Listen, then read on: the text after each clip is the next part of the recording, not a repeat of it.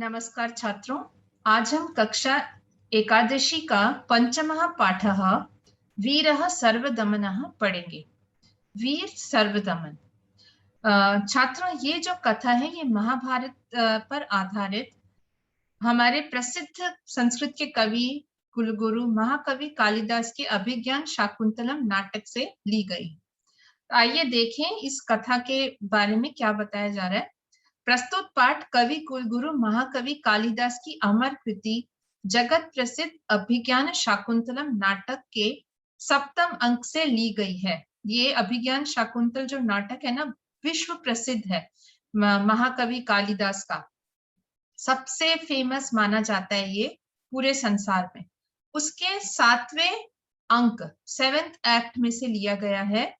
तो इसमें है क्या, इस नाटक में यहाँ पे बताया गया है। इस नाटक की मूल कथा महाभारत के शाकुंतल उपाख्यानम से ली गई है। ये जो नाटक है ना, ये किस पर आधारित था? महाभारत पर। और महाभारत का कौन सा? शाकुंतल उपाख्यान। ये जो महाभारत हमारा विश्व प्रसिद्ध बड़ा ग्रंथ है, उसमें बहुत छोटी छोटी कहानियां भी हैं। तो उसमें से एक एपिसोड है शाकुंतल उपाख्यान। शकुंतला का आपने नाम सुना होगा, दुष्यंत और शकुंतला, उनकी कहानी है। तो उसमें से ये लिया गया है अभिज्ञान शाकुंतल। तो इसमें क्या होता है, इस नाटक में राजा दुष्यंत, कौन राजा थे? दुष्यंत शकुंतला से, शकुंतला नाम की कन्या से गांधर्व विवाह करता है। गांधर्व विवाह उस जमाने में अलग अलग तरह के विवाह होते थे। तो एक गांधर्व विवाह समझ लो आजकल जैसे लव मैरिज होती है, लेकिन उस समय गांधर्व विवाह मतलब सिर्फ वहां ऋषि मुनि होते थे, उनकी प्रेजेंस में विवाह हो जाता था, करता है। पर दुर्वासा ऋषि के शाप के कारण उसे भूल जाता है। मतलब उस एपिसोड में कुछ ऐसा होता है कि इन दोनों का विवाह हो गया है और वो राजा दुष्यंत विवाह करके चला जाता है अपने राज्य वापस। फिर शकुंतला अपने उसकी याद में बैठी होती है और इसी बीच में उस आश्रम में दुर्वासा नाम के ऋषि आते हैं और वो आके कई बार उसको बोलते हैं, उसके दरवाजे पे आके भवती भिक्षाम देही। तो उसको बिल्कुल ध्यान ही नहीं रहता, वो अपने ख्यालों में खोई होती है। तो वो सोचते हैं ये शायद मेरा अनादर कर रही है, उसको शाप दे देते हैं कि तुम जिसकी याद में खोई बैठी हो वो तुम्हें भूल जाएगा। और इस शाप के कारण कुछ समय के बाद शकुंतला राज्य दुष्यंत, उसको पता ही नहीं चलता ये शाप भी मिला है, वो राजा दुष्यंत से मिलने जाती है। तो वहां पे जाती है तो राजा उसको पहचान ही नहीं पाता, इसी शाप के कारण वो बिल्कुल भूल चुका होता है। अच्छा, अब होता क्या है, इसको ना राजा ने एक अंगूठी दी होती है। तो वो कहता है राजा, जब शकुंतला मिलने जाती है, कि तुम्हारे पास वो अंगूठी कुछ होगा निशानी तो हमें बताओ, हम शायद आपको पहचान जाए। तो वो अंगूठी देखने की कोशिश करती है, वो भी गायब। एक्चुअली हुआ क्या होता है, जब ये आ रही होती है तो नदी में उसने ऐसे हाथ डाला होता है पानी में, और वो बाई चांस उसकी अंगूठी गिर जाती है और एक मछली के मुंह में चली जाती है, मछली निगल जाती है उस अंगूठी को। अच्छा, अब ये जाती है राजा से मिलने, राजा मना कर देता है उसको पहचानने से। फिर इस तरह से वो निराश होकर वहां से चली जाती है और एक आश्रम में चली जाती है वो। अच्छा, अब इस बीच में क्या होता है, वो जो मछली जिसने निगल ली थी वो अंगूठी, उसको एक मछुआरा पकड़ता है। वो तो अपने रूटीन काम में एक मछुआरा पकड़ता है और जब वो मछली को काटता है उसके अंदर से अंगूठी मिलती है। अच्छा, अब वो अंगूठी फिर मछुआरे को ले, सब देखते हैं अरे इसके पास राजा की अंगूठी है, ऐसा सोचते हैं। कुछ सैनिक देख लेते हैं इस मछुआरे के पास अंगूठी है राजा की, उसको लेके जाते हैं राजा के पास शिकायत करते हुए कि इसने आपकी कोई अंगूठी चुराई है। उस अंगूठी को देखते ही याद आ जाता है राजा को कि अरे मैंने तो ये शकुंतला को दी थी, क्योंकि दुर्वासा ऋषि ने एक शाप के साथ कंडीशन अटैच कर दी होती है कि जब तुम ऐसी कोई निशानी दिखाओगे राजा को, तुम्हारी याद आ जाएगी। तो वो निशानी अंगूठी है, उसको देख के राजा को याद आ जाता है, अरे मैंने तो शकुंतला को ये अंगूठी दी थी। ओहो, सब कुछ याद आता है, वो मेरे दरबार में आई, मैंने उसका तिरस्कार किया, ऐसा सब उसको याद आता है राजा को। और वो बड़ा पछताता है कि अब उसको कहाँ ढूंढूं, उसको पता ही नहीं होता कहाँ है वो। और वो एक्चुअली उस समय गर्भवती होती है, उसके गर्भ में बच्चा होता है राजा का। तो अभिज्ञान का अर्थ है संकेत, वो अंगूठी का संकेत जो शकुंतला को मिली थी। तो इसी नाम पर अभिज्ञान शकुंतला उसका नाम रखा गया नाटक का। तो अब इस एपिसोड में ये सारी थोड़ी सी बैकग्राउंड बताई गई है कि दुर्वासा ऋषि के शाप के कारण शकुंतला को वह भूल जाता है। उसके द्वारा ठुकराई गई शकुंतला अपने पुत्र सर्वदमन के साथ महर्षि मरीचि के आश्रम में रह रही है। आपको बताया ना, शकुंतला एक आश्रम में रहने चली जाती है। कौन सा आश्रम था वो? महर्षि मरीचि, इनका आश्रम था वो। वहां पे रही शकुंतला और वहां पर उसने एक पुत्र को जन्म दिया जिसका नाम रखा गया सर्वदमन। सर्वदमन का अर्थ है सर्वम दमयति इति यह सह सर्वदमनः, जो सबको पराजित कर दे वो है सर्वदमन, दबा दे जो सबको, तो ये उसका नाम रखा गया। और देवासुर, अब क्या हुआ, ये तो एक पार्ट हो गया, शकुंतला वहां रह रही है। अच्छा, अब दूसरी तरफ ये राजा का बताया दुष्यंत, एक बार वो देवासुर संग्राम में विजय प्राप्त कर, देव और असुरों का एक युद्ध हुआ, लड़ाई होती रहती थी देवताओं और असुरों के बीच में, उनकी लड़ाई में हेल्प की इन्होंने राजा दुष्यंत ने, बहुत वीर राजा था ये। और वो विजय प्राप्त करके वापस आ रहा था, उस समय दुष्यंत मार्ग में मारीच ऋषि के आश्रम में विश्राम हेतु रुका, यहाँ आया वो। अब रास्ते में दुष्यंत आया इस आश्रम, मारीच ऋषि का आश्रम, जहां पर शकुंतला अपने पुत्र के साथ रह रही है, विश्राम करने आता है, थोड़ी देर ब्रेक, जर्नी को ब्रेक करते हुए। वहीं पर उन्हें अपने पुत्र एवं शकुंतला की प्राप्ति होती है, और वहां बाई चांस उसको अपना पुत्र और शकुंतला ये मिल जाते हैं उधर, और रक्त का संबंध दुष्यंत एवं सर्वदमन को मिलाता है, मतलब किसी तरह ये बिकॉज ऑफ ब्लड रिलेशन बोलते हैं ना, उसके कारण कहीं ना कहीं उस लड़के की वजह से वो सर्वदमन से मिलता है, और बालक सर्वदमन का शौर्यपूर्ण शैशव यहाँ चित्रित है बेसिकली। यहाँ पे एक्चुअली राजा रिलैक्स करने आता है ना, तो वो देखता है अपने पुत्र को, उसको नहीं पता ये उसका पुत्र है सर्वदमन, और उसका जो एक बचपना है वो किस तरह का है, वो लड़का कैसे शैतानियां कर रहा है, बाल हट, उसको देख के राजा इतना अट्रैक्ट हो जाता है उसकी तरफ, वो स्टोरी है यहाँ पर। वो बच्चा खेल रहा होता है, किससे खेल रहा होता है, वो शेर के बच्चे से, मतलब वो इतना वीर बालक था कि शेर के बच्चे से खेल रहा हो, कोई खेलता है ऐसे बताओ, तो उससे खेल रहा होता है, तो राजा को बड़ी हैरानी होती है, भैया कैसा सुंदर बच्चा है, अनोखा लग रहा है, मुझे इसकी तरफ एक अट्रैक्शन सा हो रहा है। और उसको संभालने वाली वहां दो स्त्रियां होती हैं, वो उसको रोकती है, भाई ऐसे मत खेलो, तुम शेरनी आ जाएगी तो वो तुम्हें आक्रमण करेगी, तुम्हारे ऊपर अटैक करेगी, तुम सेफ नहीं हो, इस तरह से मत खेलो। वो लड़का सुनता ही नहीं है इन दोनों लड़कियों की बात, जो उसको केयर टेकर्स थी, तो वो कहती है अच्छा चलो, इसके बजाय ना हम तुम्हें दूसरा खिलौना देते हैं, वो अपनी फ्रेंड को कहती है जाओ वो लेकर आओ अंदर से खिलौना, तो ये लड़का कहता है ओहो तुम्हारी बातों से बड़ा डर गया, उनको छेड़ता है, खेलता रहता है उस शेर के साथ। तो राजा को लगता है कैसा बच्चा है, मुझे क्यों इसको देख के इतना अच्छा एक एहसास हो रहा है। अच्छा, उनमें से एक स्त्री है, वो कहती है आसपास देखकर इस बच्चे को रोकने में बड़ा नाकाम, मतलब मुश्किल होती है, असफल हो जाती है, तो वो पास में खड़े हुए ढूंढती है कोई और हो, तो देखती है राजा खड़ा है, तो कहती है राजा से अरे भाई जरा मदद कर दो, ये बच्चा खेलते जा रहा है शेर के बच्चे के साथ, आप थोड़ा हमारी मदद कर दो, इसको छुड़वाओ। राजा उसको हाथ लगाकर छुड़वाता है, और राजा जैसे उस बच्चे को हाथ लगाता है, उसको लगता है अरे वाह, इस बच्चे का स्पर्श कितना अच्छा है, मैं तो कोई तीसरा व्यक्ति, मुझे इतना अच्छा लग रहा है, तो जो इसके माता पिता होंगे उनको कितना अच्छा लगेगा। तो इस तरह से राजा को अनुभव होता है, और वो औरतें उसको बड़ा रोकती हैं, दूसरा खिलौना लाकर देती हैं, और उससे कहती है कि उसका ध्यान बटाने के लिए, अरे वो देखो शकुन पक्षी का सौंदर्य, तो शकुन पक्षी ऐसे बोले, शकुंत लावण्यम पश्य ऐसे बोलती हैं। अच्छा, ये लड़का उस चीज को इस तरह देखता है, शकुंतला, अच्छा शकुंतला तो इसकी माता का नाम है, अरे मेरी माता कहाँ है, तो इस तरह वो नाम लेता है, तो राजा को और थोड़ा सा भरोसा हो जाता है, अरे शकुंतला नाम लिया इन्होंने, तो कुछ संबंध लग रहा है यहाँ शकुंतला से। फिर मतलब ये सारा यहाँ नहीं बताया गया, लेकिन जाते जाते इसी स्थान पर फिर क्या होता है कि उसको पता चल जाता है ये उसी का पुत्र है, और ये दोनों फिर मिलकर शकुंतला से मिलने जाते हैं। तो उस एपिसोड का यहाँ छोटा सा एक एक्सट्रैक्ट दिया, तो आइए इसको पढ़ते हैं। आप देखिए महाकवि कालिदास इतने महान कवि हैं, उनके काव्य को लिखने का जो एक तरीका है इतना सुंदर, इतना पॉलिश्ड, आप उसको नोटिस कीजिए।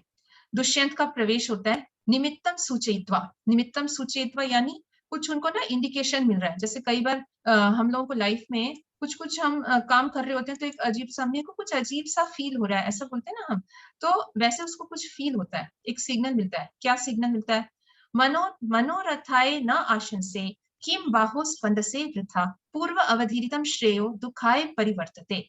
कहता है राजा बाहो वृथा किम स्पंद से, अरे मेरी भुजाओं, तुम बेकार में क्यों ऐसे स्पंदना कर रही हो, क्यों ऐसे मूवमेंट हो रही है तुम्हारी, मतलब एक बोलते हैं ना जैसे कई बार आंखों में कुछ अजीब सी एक फीलिंग आती है, आंख फटकना, उसी तरह उसकी भुजाएं फड़क रही हैं। तो कह रहा है क्यों ये फड़क रही है भुजा, शायद ऐसा कुछ इंडिकेशन माना जाता था कि ये भुजा, बाएं भुजा फड़के तो ये होता है, कोई मिलने वाला है क्या, तो ऐसा राजा को अंदर से एहसास होता है। मनोरथाय न आशंसे, मुझे तो कोई मनोरथ, कोई इच्छा पूरी होने की अब आशा ही नहीं है, कोई संभावना ही नहीं दिख रही। पूर्व अवधीरितम श्रेयो, पहले कुछ जैसे मैंने एक सफलता कमाई और उसको खो दिया, वो दुख में परिवर्तित हो जाता है। मतलब राजा कहता है कभी कभी मनुष्य को कोई सुख प्राप्त होता है और मनुष्य उसका त्याग कर देता है, उसके बाद वो पछताता रहता है, वो दुख में परिवर्तित हो जाता है। जैसे मैंने शकुंतला के रूप में एक सफलता प्राप्त की, मुझे एक अच्छी चीज मिली, एक लाइफ में एक अच्छा मुकाम मतलब मिला मुझे कि मैंने शकुंतला को प्राप्त किया, लेकिन फिर मैंने उसको छोड़ दिया और अब मैं दुख में, मेरा वो दुख परिवर्तित हो गया, मतलब अब मुझे पछतावा हो रहा है इस चीज का। तो जब मुझे इतना पछतावा हो रहा है तो मतलब अब क्या उम्मीद है, मुझे कोई अभी आशा ही नहीं है कि कोई मेरे साथ अच्छा होने वाला है, तो क्यों मेरी भुजाएं फड़क के मुझे ऐसा इंडिकेशन दे रही है कि कुछ अच्छा होने वाला है, ऐसे बोल रहा है राजा। तो नेपथ्य, पीछे, नेपथ्य यानी बैक स्टेज से आवाज आती है, ये नाटक है इसलिए बैक स्टेज का यहाँ पे वो है, मा खलु चापलम कुरु कथम गत एव आत्मनः प्रकृतिम। पीछे से आवाज आती है, अरे शैतानी मत करो, तुम फिर अपने स्वभाव में आ गए, फिर से शुरू कर दिया तुमने, ऐसे कोई किसी को कह रहा है अभी शैतानी मत करो, फिर से तुम शुरू हो गए। दुष्यंत, दुष्यंत ऐसे कान लगाकर, कर्णम दत्वा, अभूमिर इयम अविनयस्य, अभूमि प्लस इयम प्लस अविनयस्य, विसर्ग का र बन गया यहाँ स्वर ई होने के कारण। ये तो कोई अविनय का स्थान है नहीं, मतलब ये आश्रम की भूमि है, यहाँ कौन गलती कर सकता है, कौन गलत बिहेवियर कर सकता है, तो यहाँ पे क्यों ऐसे किसी को बोला जा रहा है, कौन खलु एष निषिध्यते, किसको ऐसा रोका जा रहा है। शब्दानुसारेण अवलोक्य सविस्मयम्, वो उन शब्दों को फॉलो करते हुए आश्चर्यचकित होकर देखता है। भये कौन खलु अयम अनुपद्यमानः तपस्विनीभ्याम अबाल सत्वो बालः, ये कौन, खलु प्लस अयम, अरे ये कौन है जो तपस्विनी, दो तपस्विनियों के द्वारा अनुबध्यमानः रोका जाता हुआ एक बच्चा है, अबाल सत्व, लेकिन बिल्कुल बच्चे जैसा उसमें बचपना नहीं है, एक अजीब सा, एक बहुत सुंदर सा उसके अंदर एक पराक्रम दिख रहा है, एक बहुत अच्छी ऑरा है उसकी, मतलब उसके अंदर एक अजीब सी अट्रैक्शन है। कौन ये बच्चा है जो कि रोका जा रहा है ये दो तपस्विनियों के द्वारा, लेकिन उस बच्चे में इतना अंदर से एक शौर्य भरा हुआ दिख रहा है। और बताता है, अर्थ पीतस्तन मातुर अमर्थ कृष्ट केसरम प्रक्रीडितुम सिंह शिशु बलात्कारेण कर्षति, ये लड़का कौन है जो मातु अर्ध पीतस्तनम, जो कि अपनी माँ का आधा दूध पिया हुआ, आमर्द क्लिष्ट केसरम, जिसके बाल बिल्कुल इसने हाथ लगा लगा के ऐसे बिगाड़ दिए, ऐसे बालों वाला, केसरम वो शेर का जो होता है ना बाल, वो, और सिंह शिशु प्रकृतिम, शेर के बच्चे के साथ खेलने के लिए बलात्कारेण कर्षति, उसको बलपूर्वक खींच रहा है। अरे भाई, कहता है ये कौन सा बच्चा है जो he is having unusual attraction and unusual power, जो कि ऐसे शेर के बच्चे के साथ खेल रहा है जो छोटा सा बच्चा है, और उसने अभी माता का दूध पी के आधा छोड़ा है, उसको खींच रहा है, ये बाल वाल सब उसके बिगड़ गए हैं, जबरदस्ती उसको खींचने में लगा है, ये कौन सा है, ये बच्चा कौन है, ऐसे देखता है राजा। तो वो वहां पे खड़ी है तपस्विनियां, बालह जिम्भस्व सिंह दंतास्ते गणेशे, अरे शेर अपना मुंह खोलो, खोलो अपना मुंह, मैं तुम्हारे दांत गिनूंगा, जरा जंभाई लो, तो ऐसे यौन करो, जरा जंभाई लो, खोलो अपना मुंह, मैं तुम्हारे दांत गिनूंगा। प्रथमा, तो पहली वाली जो तपस्विनी है, कहती है, अविनीत किम नो अपत्य निर्विशेषानी शत्वानी विप्र करोशी, अरे भाई, अरे शैतान बच्चे, अविनीत, अरे डिसोबीडियंट बच्चे, किम नो अपत्य निर्विशेषानी, क्यों हमारे शत्वानी मतलब हमारे गए, हमारे द्वारा पाले गए जो जीव जंतु हैं, उनके बच्चों को क्यों तुम परेशान कर रहे हो। शत्वानी जीव, अपत्य यानी कि बच्चे, निर्विशेषानी बहुत जिनको हम प्यार करते हैं, ऐसे बच्चे जिनको हम बहुत प्यार करते हैं। किसके बच्चे हैं ये, वहां रहने वाले जीव जंतुओं के जो खास बच्चे हैं, उनको तुम क्यों विप्र करोशी, क्यों उनको तंग कर रहे हो। हंत वर्धते ते संरंभ, बस अब तुम्हारी शैतानियां फिर से शुरू हो गई हैं। ते संरंभ, संरंभ मतलब शैतानियां या बदतमीजी, मिसचिफ, फिर से ते वर्धते, ते का अर्थ है तुम्हारा, तव जो होता है ना युष्मत शब्द का षष्ठी में तव रूप होता है, उसका साथ में ही एक ऑल्टरनेट रूप होता है ते, यानी कि तुम्हारा, तुम्हारी बदतमीजी, तुम्हारी हट, तुम्हारा ये जो मिसचिफ है, फिर से संरंभ शुरू हो गया है। स्थाने खलु ऋषि जनी ने सर्वदमन इति कृत नाम धेयस, बिल्कुल ठीक ही इस स्थान के जो ऋषि हैं उन्होंने तुम्हारा नाम सर्वदमन ऐसा रखा है। कृत नामधेयो, नामधेय मतलब नाम, कृत रखा है, बिल्कुल ठीक तुम्हारा नाम रखा है ऋषियों ने, सर्वदमन, यानी सबको तुम दबा देते हो, सबको नीचा दिखाते हो, ऐसा करते हो तुम। दुष्यंत सोचता है किन्न खलु बाले अस्मिन औरस इव पुत्रे स्निह्यति में मनः। अरे ऐसी क्या बात है कि इस बच्चे में औरस इव, अपने पुत्र के समान, निज पुत्र के समान, ऐसा लग रहा है जैसे मेरा अपना ही पुत्र हो, मेरा मन क्यों इतना स्नेह से भरा जा रहा है। ये बताया, नूनम अपत्यता मां वत्सलयति, निश्चित रूप से संतानहीनता मुझे इस प्रकार का प्रेम करने को बाधित कर रही है। राजा फील कर रहा है कि इसके साथ कुछ अनयूजुअल एक बंधन सा हो रहा है, राजा को एक स्नेह आ रहा है। तो राजा सोचता है ये इस बच्चे को देखकर क्यों मुझे एक अजीब सा अपनापन एक लग रहा है, पता नहीं, हो सकता है कि मेरे अपने कोई बच्चे नहीं है, शायद इसलिए मुझे कुछ अच्छा महसूस हो रहा है इसके प्रति, ऐसे सोचता है राजा। और इस बीच में अब मतलब यहाँ राजा का ना एक तरह से ये बताया गया है कि उसके मन में जो वत्सलता, यानी कि उसका जो पुत्र के प्रति प्रेम है। देखो आपने ना क्लास 10th में भी एक चैप्टर पढ़ा, जननी तुल्य वत्सला, है ना, तो उसमें भी ऐसे माता का प्रेम दिखाया है। और एक चैप्टर और है आपके 10th में, शिशु लालनम, उसमें श्री राम का अपने पुत्रों के प्रति, वो भी जानते नहीं थे उनके पुत्र हैं, वो सामने आते हैं तो उनको अजीब से एक लगता है ये इन बच्चों के प्रति क्यों मेरा खास आकर्षण हो रहा है, तो वहां पर ये बताया गया। तो उसी तरह से यहाँ पे इनको पता नहीं होता कि ये वाकई में उनका पुत्र, अजीब से एक उनके प्रति प्रेम का एहसास होता है, अनुभव होता है राजा को।